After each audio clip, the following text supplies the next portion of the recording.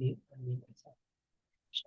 Okay, everybody, it is 10 o'clock and we want to go ahead and get started to honor your time. Hello, everybody. My name is Jamie Lee Manning. I am the Senior Director of Community Impact here at the Greater Fayette Community Foundation.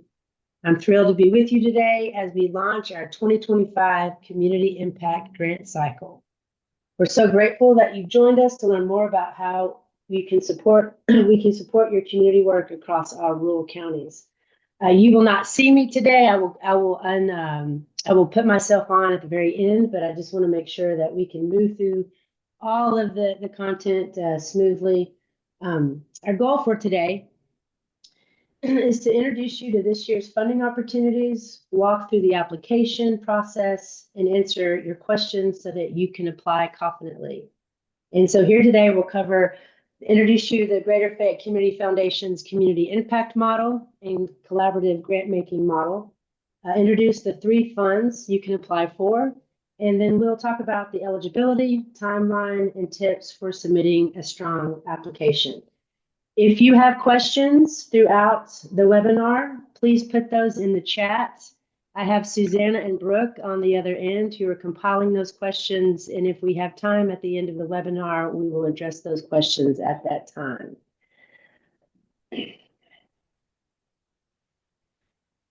So just want to ground us in the Community Impact Leadership Team. Everyone who is on this slide is a part of the team that has brought all this work together. These are the leaders behind this work.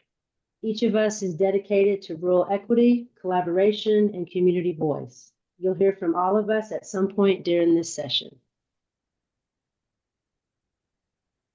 Now I'm going to pass it over to Susanna Micklin, the CEO of the Greater Fayette Community Foundation.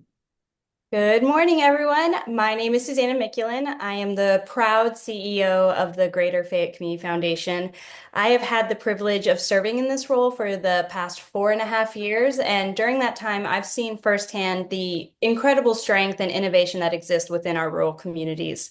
I'm so grateful that you're here today as part of this informational session about our Community Impact Program and annual grant cycle. Whether you're a returning applicant or exploring partnership with us at the foundation for the first time, I'm welcoming all of you. Before we get into the nuts and the bolts of the application process, I did want to take just a few minutes to ground us in who we are as a foundation, what we believe in, and how we work. So here on this slide is showing our tagline, helping others help others. And at GFCF, everything we do is rooted in our mission, which is to inspire charitable action, foster collaboration, and empower the organizations that strengthen the communities in our rural region. Our vision looks ahead to a vibrant, inclusive, rural Central Texas where every individual has an opportunity to thrive, contribute, and feel a deep sense of belonging. This mission and vision guides us in every grant we make, every partnership we pursue, and every initiative we launch. We aren't here to just lead from above. We're here to walk alongside the communities that lift up what's already working. And on this slide, I'm proud to show our values. We live our values at every level of the foundation. First and foremost, we are community-led. And that means residents, grassroots leaders, and those most affected by the local issues that they have a seat, they have a voice at the table. We're also inclusive by design. We strive to eliminate barriers to funding for rural and often overlooked organizations, recognizing that equity requires intentionality. And we're grounded in trust-based philanthropy. This isn't just a trend, it's a commitment to share power and simplify the process and build authentic relationships rooted in mutual respect. So when I say we're community-driven, we mean it. Our job is to listen deeply and invest in what communities tell us they need and not the other way around. Next slide.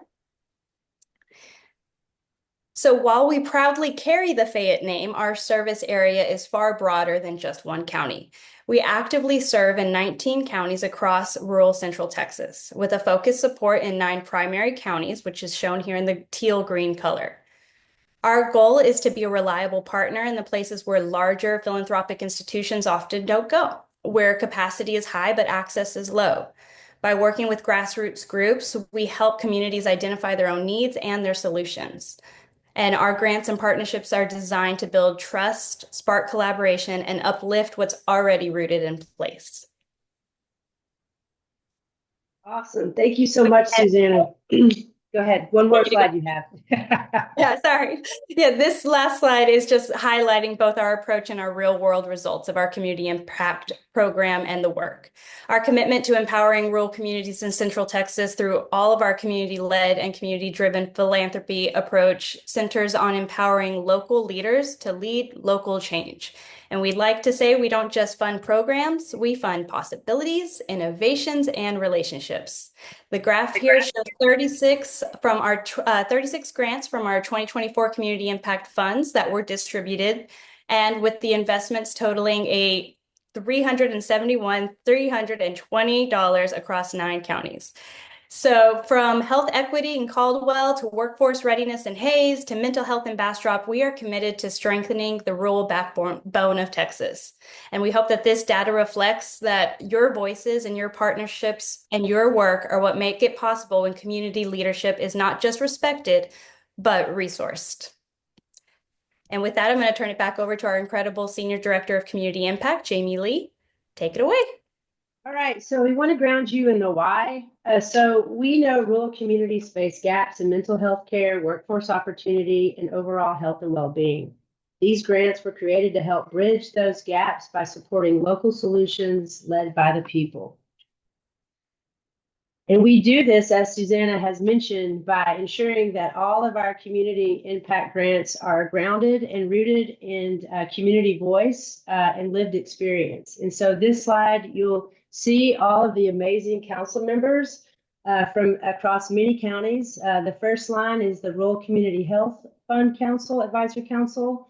The second is the Red Door for Mental Health. And the third is in green, which is the Green Door for Workforce Development and Education. And we kicked off our time together several months ago. And every month we get together and the council truly determines the strategy of the fund, including the priorities, the application, and most importantly, they're the body that determines where the investment goes back into the community at the end of the grant application cycle.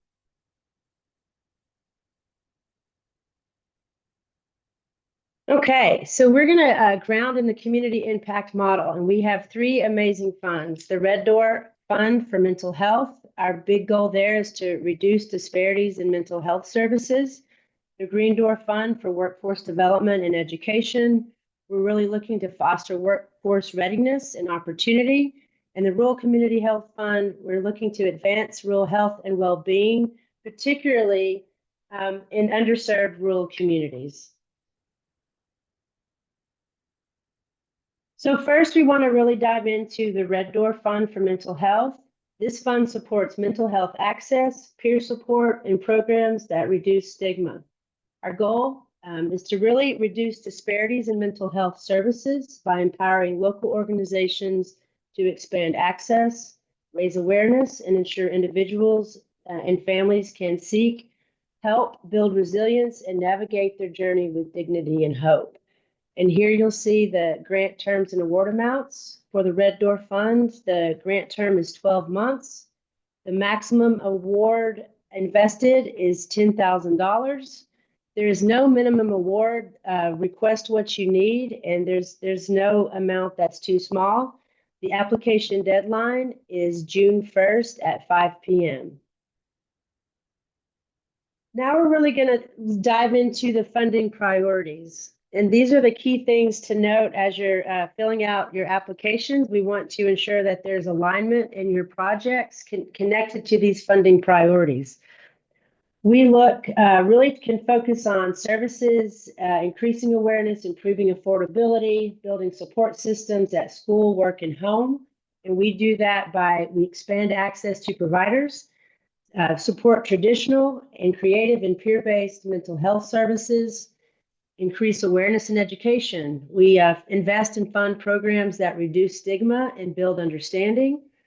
We invest in grants that improve affordability and navigation.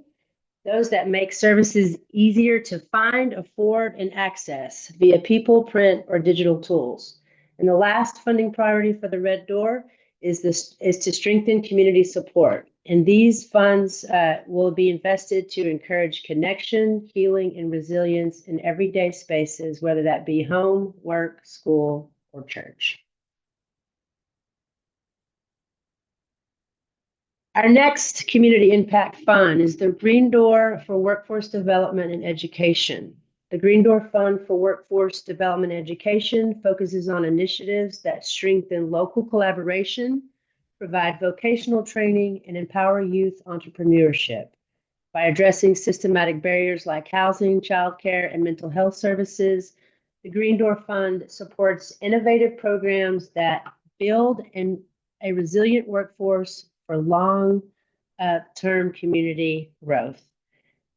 Terms award, similar to the Red Door Fund, is a 12-month grant term. The maximum award is up to $10,000. Again, the minimum award is no minimum. Request what you need. There's no amount too small. And again, the application deadline for the Green Door is June 1st. So here are our funding priorities. We especially are looking to fund partnerships and hands-on training and efforts that remove real barriers to workforce success. And the 4 funding priorities that we have focused on is we want to strengthen regional collaboration. So support cross-sector partnerships that reduce duplication and drive measurable work impact. We fund innovations around vocational and job skills training. These programs align with local job market needs, which would include certifications, apprenticeships, and employer-led training. We also have a big focus on youth entrepreneurship, supporting mentorship, education, and real-world opportunities for youth-led business ventures. The last funding opportunity for the Green Door is address systematic barriers. So we are especially looking for solutions that tackle workforce challenges like housing, childcare, and transportation, and mental health access.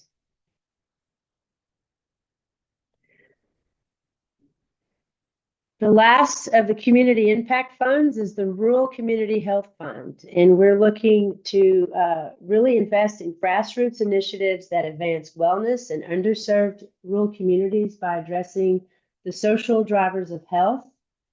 Our largest fund of the 3 community impact funds, we offer grants at the maximum amount of $25,000 with the minimum amount of $1,000. Please note that we also, as a part of the Rural Community Health Fund, have participatory grant funds for resident-led community networks that will have a 6 to 9 month term with a maximum amount up to $5,000 awarded per grant. The application deadline is June 1st at 5 p.m. So we're going to go over the 5 funding priorities for the Rural Community Health Fund. We're looking to engage and empower residents, grants to invest and support community-led projects that build relationships, develop skills, take action on local health priorities. We're looking for community leadership, so really hands-on training and mentorship for emerging rural leaders. And that's really distinct from organizational leadership. We're looking to invest in strategic innovations. We're looking for projects and programs who are wanting to test new ideas, pilot new programs, redesign programs to improve health and well-being in our rural communities. The 4th one is to really focus on building the nonprofit capacity and formation supports to help rural leaders strengthen and start nonprofits through training, planning, and leadership support. These funds, though, exclude equipment, so that's just an important note. And the last is that, as we mentioned earlier, is the participatory grant making. which is the fund resident-led networks to manage mini grant pools and decide where those funds are used and how they can improve community health. So that would mean that if you were to get a participatory grant through the Rural Community Health Fund, you would then be able to then serve as kind of like an intermediary and invest mini grants back into the community that focus on improving community health. Okay, so I'm going to pass it off to Crystal Grimes, our community impact strategist, and also Bill Moore, who is also our community impact strategist, and they're going to take the next two slides that overview eligibility. Thank you, Jamie. Right. Hello, everyone. So we're just going to briefly go over, actually detailed go over eligibility. And to be eligible for these three grant opportunities, you must be located in one of the 19 counties that GFCF serves. But the caveat with the Rural Community Health Fund, that is actually 4 different counties, which would be Bastrop, Caldwell, Williamson, and Caldwell County. And the others would be the other 19 counties that Greater Fayette Community Foundation serves. Also, to be a 501c3 nonprofit organization in good standing, or to be partnered with a fiscal sponsor, either a church, school, or other public charity. Also, to qualify, we are asking for emerging groups and resident-led networks. Completely welcome to this process. So if it is a new collaboration within the area or serving the area, we also have a fiscal sponsorship workshop to dive a little bit deeper into what that means to gain a fiscal sponsor, or what to look for when you're actually hoping to partner with one. And so May 21st, we will be hosting another workshop or webinar, which hopefully you have those details in your inbox or you will be receiving that. So I'll pass it on over to Bill Moore to dive a little bit deeper into eligibility. Good morning, everybody. Good to see you. Wanted to just bring some greater clarity to some of the eligibility conditions that you saw earlier. Resident-led networks are not typically nonprofits. These are, think of them in many cases like movements or community initiatives that don't necessarily have a nonprofit attached to them, but they're doing great work. These resident-led networks can be any size, but in order to receive funding, in order to support that work, they will have to partner with a 501c3. So, for example, the Central Texas Health and Wellbeing Network, a membership of thousands of people, if they were to apply, they'd have to have a 501c3 as their fiscal sponsor.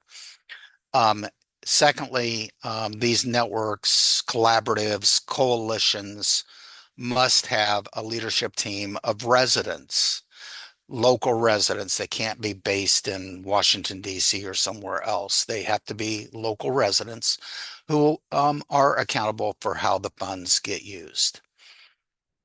Collaboration and coalitions are also eligible, as I just mentioned.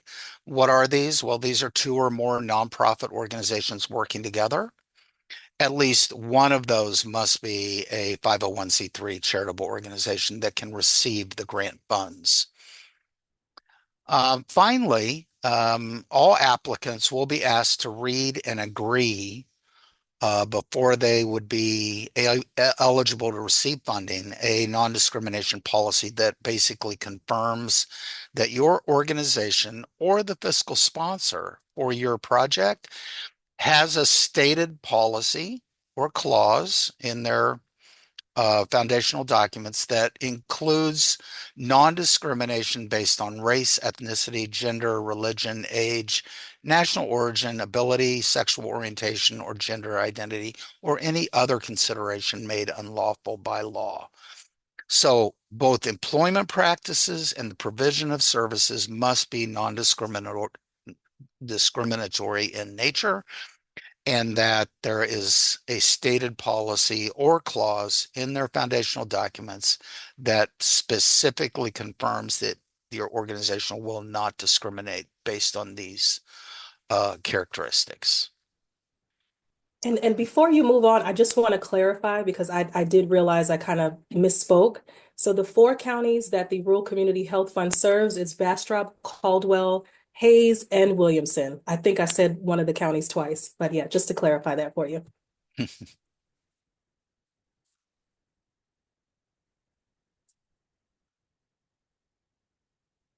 Go into the wrap-up notes, and thank you, Bill and Crystal. We're going to move into really focusing on funding restrictions. So the Greater Fayette Community Foundation does not fund individuals, endowments, political activities, or to influence legislation or support candidates. Programs that require adherence to specific religious beliefs are also ineligible. However, we partner with many ministries and faith-based organizations serving the broader community, and we encourage those organizations and ministries to apply. Grant cycles, just to confirm, organizations may receive a community impact grant up to 3 consecutive years through the competitive grant process. After 3 years of funding, they must wait 1 year before reapplying. And also an important note is for the 2025 Community Impact Grant cycle, organizations may apply for multiple funds, but can only receive 1 grant per cycle. And you're going to see once the application is live, we'll be able to, once the application is live, we'll be able to allow you to, if you wanted to apply for one of the other grants, to be able to populate your application with all of the pertinent information of your organization. And then you could then apply for a particular other grant. So just to clarify, you can apply for multiple funds, but you can only receive 1 grant per cycle. And we've used the word grassroots several times in the presentation, and we really want to just kind of dive a little bit into what that means. Grassroots to us means community-led, locally rooted, often volunteer-run, sometimes fiscally sponsored. We do and did have parameters around the budgets for grassroots because of the nature of a lot of the federal and state funding has gone away to some larger and mid-sized nonprofits.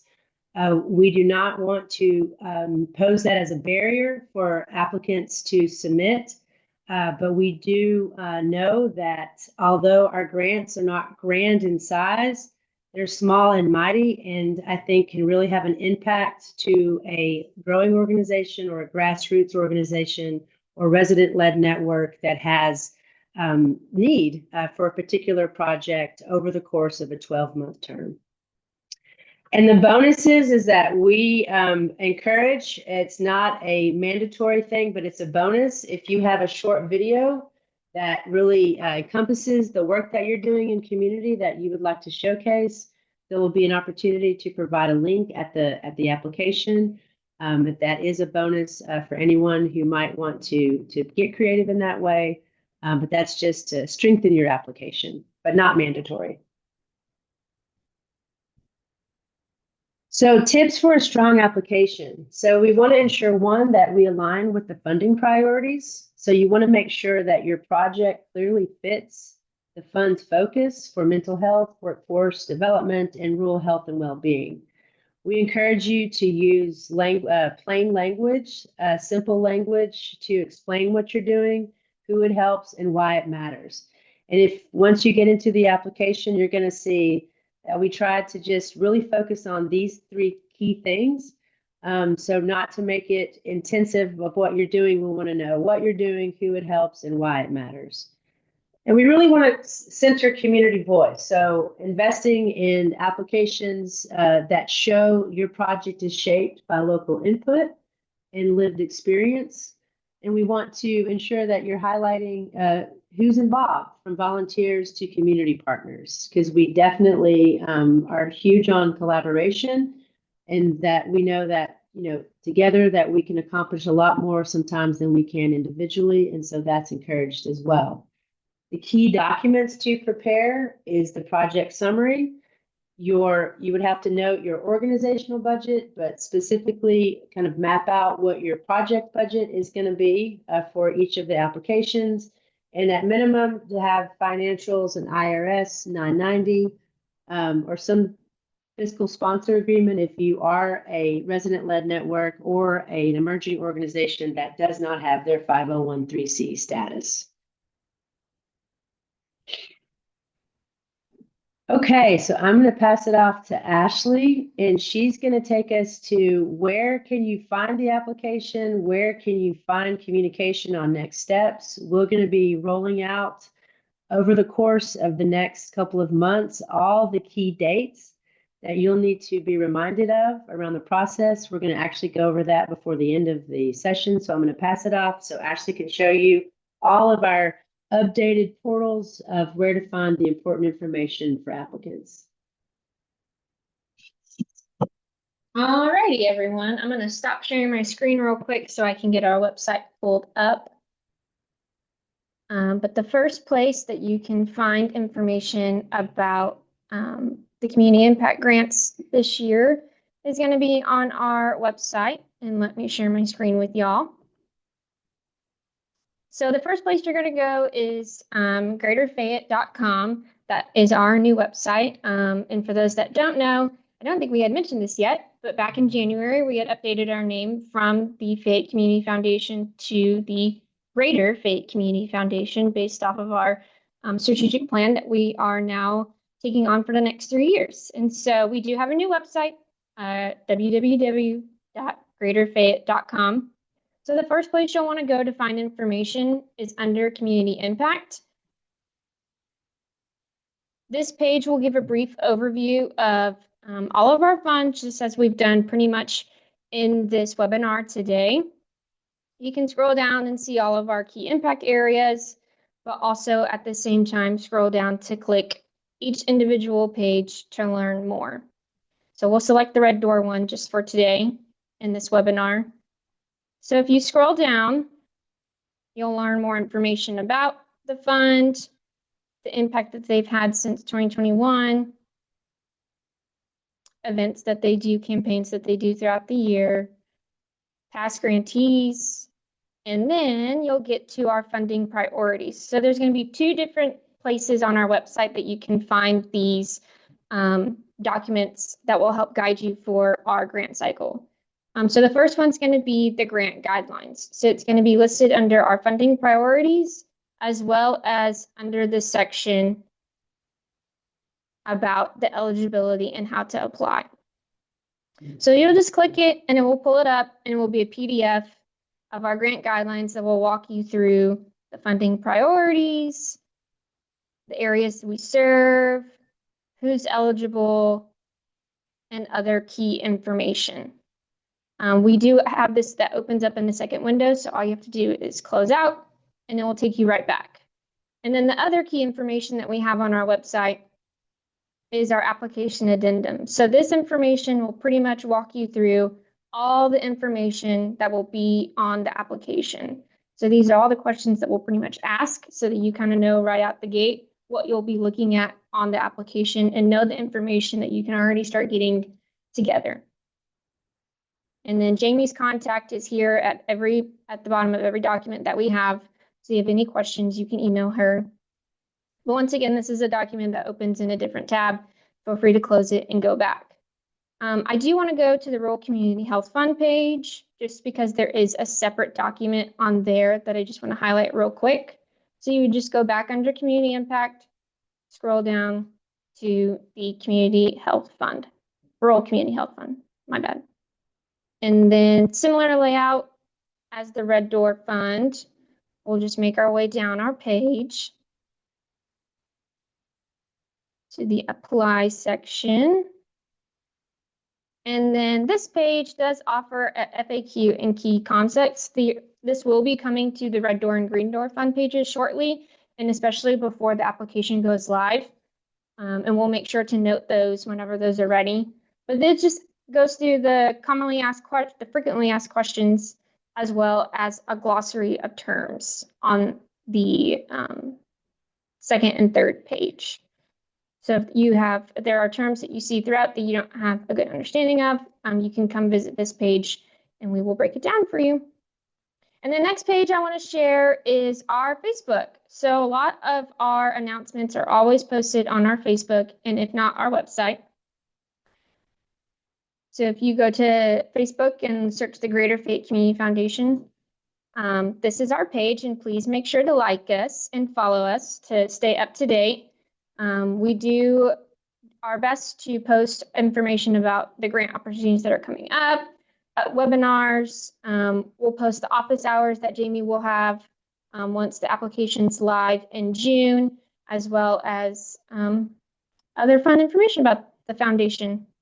So just wanted to share that with y'all. And I will pass it right back over to Jamie.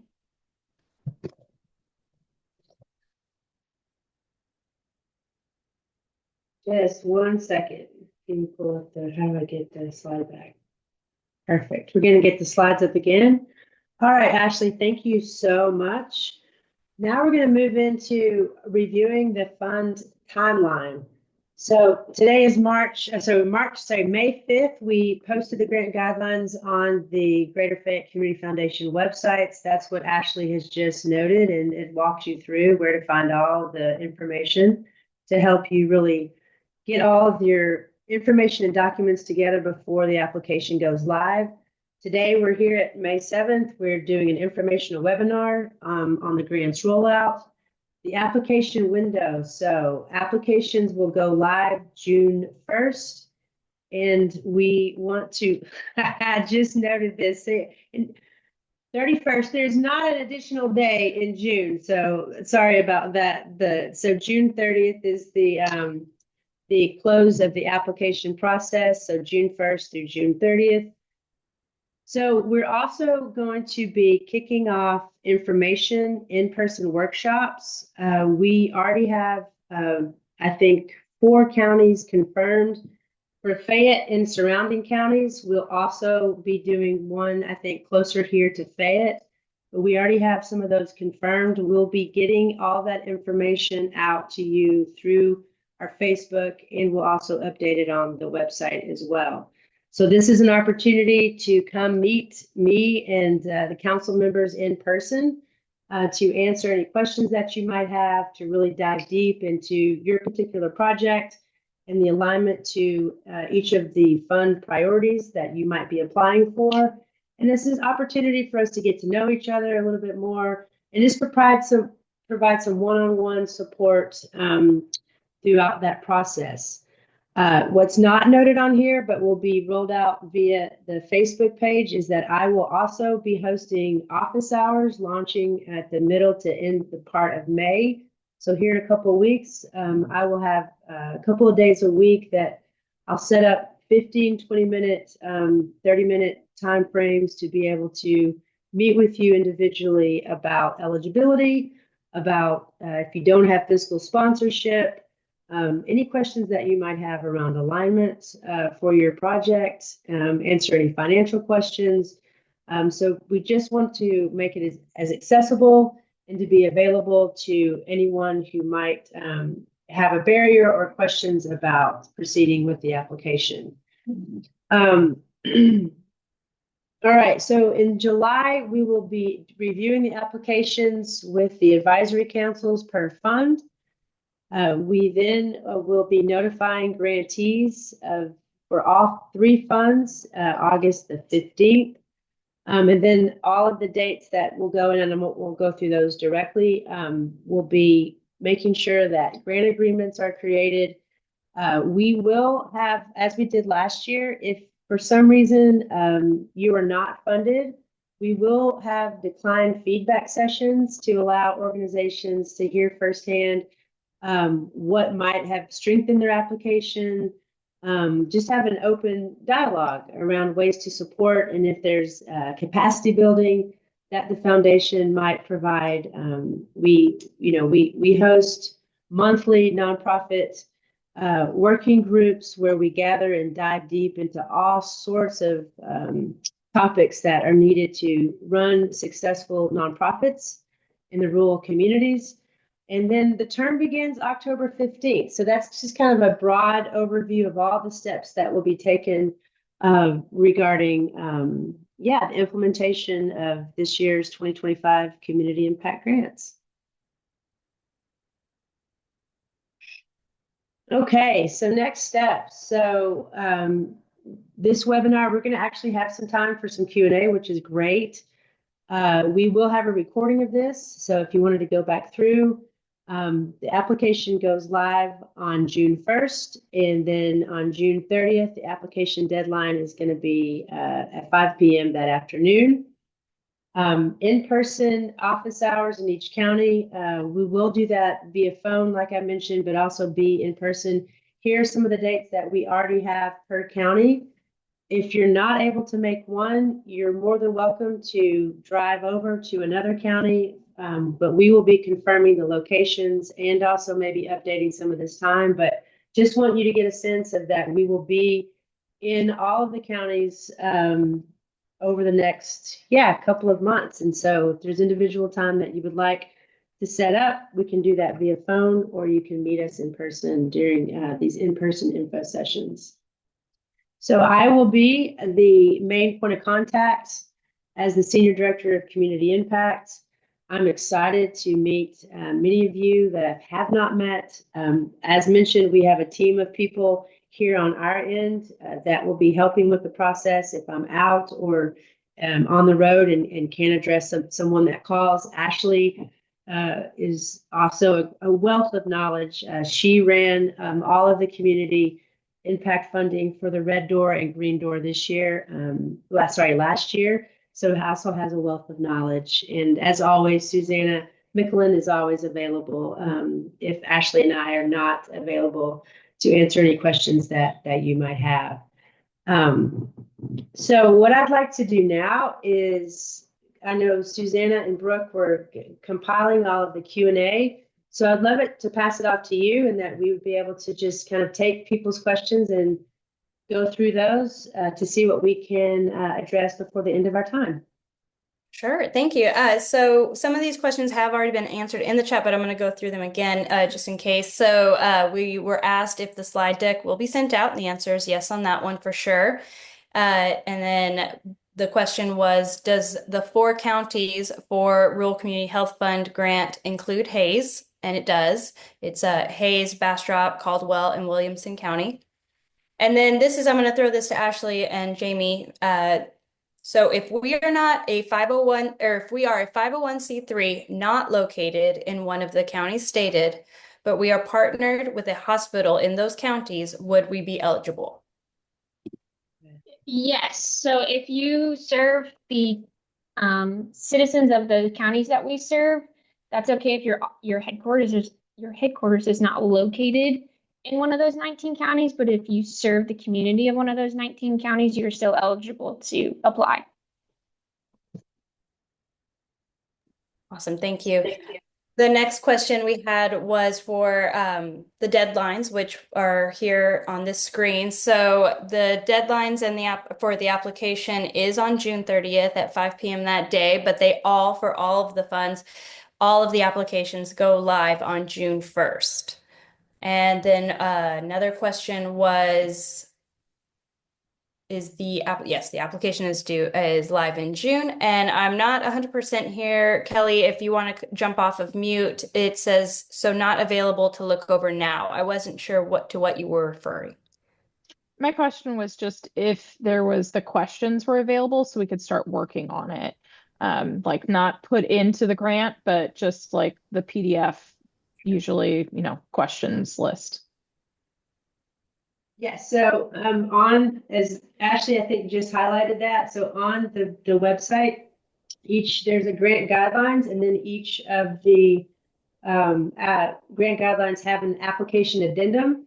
We're going to actually go back to it so we can see it in real time. Trying to not make everyone motion sickness by going too fast. So Kelly, yes, you can see here, every single fund has an application addendum, which actually breaks down the application questions.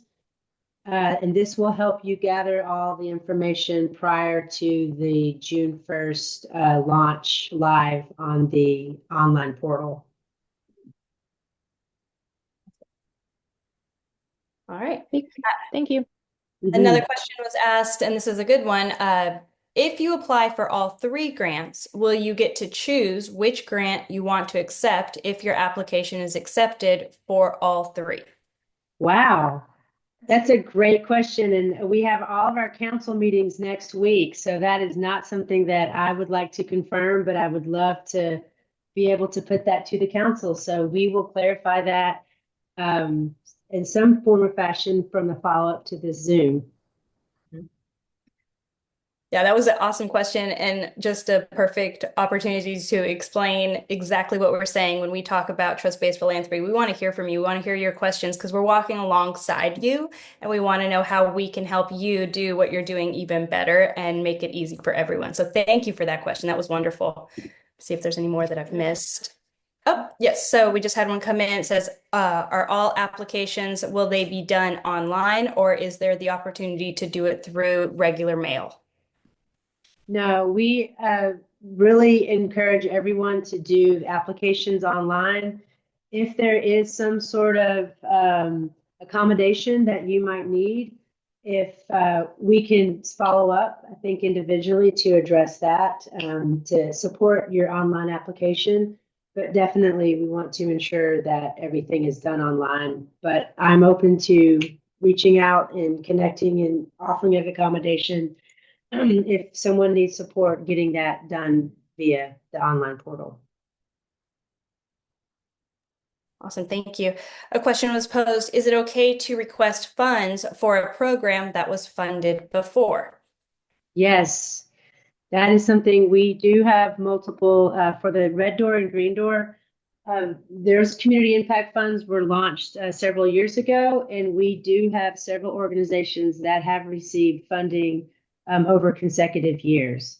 But just to note that organizations can only receive funding 3 years in a row, and then they would have to take a break from applying. But yes, and that is a decision that the councils will make. Awesome. The question to ask was asked to drop the link for the application questions, and Erica did that for her. So thank you so much, Erica. And that's all that I'm seeing, unless I missed any. But if you have any other questions for us, please drop those in the chat, or really, you can take yourself off of Zoom and just ask directly. Yeah, and the one thing that I will note is that there were some instances for the determination meetings last year that the council actually wanted to go and meet with the nonprofits and organizations to discuss more in detail specifics about a project. So it is not, out of the realm for us to call you and to maybe ask a question and not just assume if something is unclear to, the council as they're reviewing all of the applications. So just wanted to put that note. That's not something that we encourage, just communication between the applicants and the councils if they have specific questions that they need clarified per application. Those are all the questions Okay. that. And I know we have a couple of council members on, and we have anything, Bill, Crystal, is there anything that you feel like we've missed that you want to add, or any of the council members that are on that might want to add anything as well? Just want to open up that opportunity. We were scheduled until 11, and we're at about 10:45 right now. So definitely have more time to clarify anything if you feel like. Yeah. I just dropped a link in there because the link was for just the Rural Community Health Fund that Erica shared. So I put the link that goes to the page for all three opportunities. Okay. Anything else anybody would like to add on the Community Impact Leadership Team or the Community Impact Advisory Councils? We did have a question come in, and it was for the in-person office hours for Bastrop. Has a location been determined? No, but we will determine ideally before the end of the week, first of next week. They can check back on our Facebook for those. Yes, and we're going to be, once we have everything confirmed as far as locations and timing, we will be updating the Facebook page to inform and communicate those dates and times. Okay. All right. Well, we are so excited to receive all of your applications. We're here to support you in this journey. And whatever we can do to be of service over the next month or so as we, get all these applications in. Thank you so much for your time and your interest. And we look forward to meeting with you and working with you over the next year. Okay. So we will have this recorded and we will send all the recording out to everyone who registered, and we'll have more updates on next steps on our Facebook page in the next couple of days. We appreciate your time. Everyone have a great day. Bye, everyone.